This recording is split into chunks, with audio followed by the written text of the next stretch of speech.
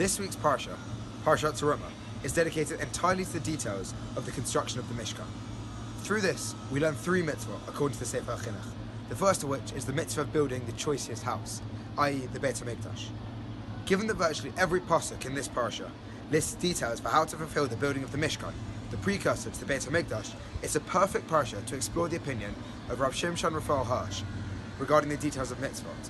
Rav Hirsch, despite not saying explicitly that every detail of every mitzvah has purpose and meaning, nevertheless, in his commentary to the Torah, tries to explain the purpose and meaning behind every detail of every mitzvah. Rav Hirsch, commentating on Hashem's command to build the Aron, writes that the Aron represents Jews who live by the Torah. For, and I quote, the Aron accepts the Torah to guard Yisrael, or rather, with the Aron, Yisrael accepts the Torah, on the condition that they guard or keep it.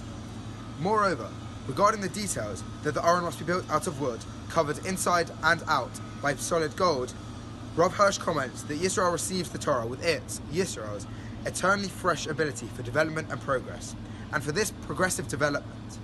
And this growth occurs not for Torah, as Rav Hirsch writes, but rather we are the tree. We can and we should develop ourselves in unending progress through Torah. Indeed, it is this idea of growing through Torah that Rav Hirsch learns from the gold on both the inside and outside of the Aron. To the wood, which is between the gold, metal. To the tree, gold.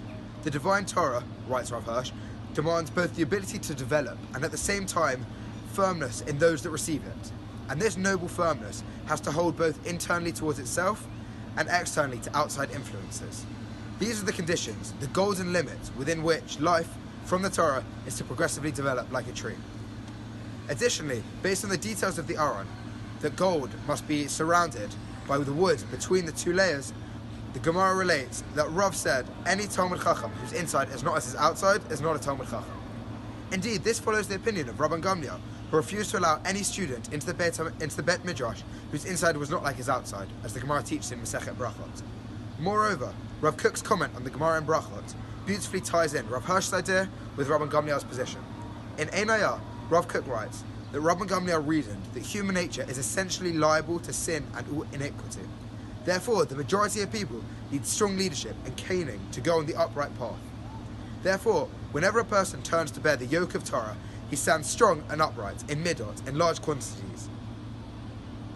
Therefore, with the unyielding metal of the gold of the Aron ensuring the proper growth of the tree in between, a person will grow greatly in midot, as well as developing and progressing. Shabbat Shalom.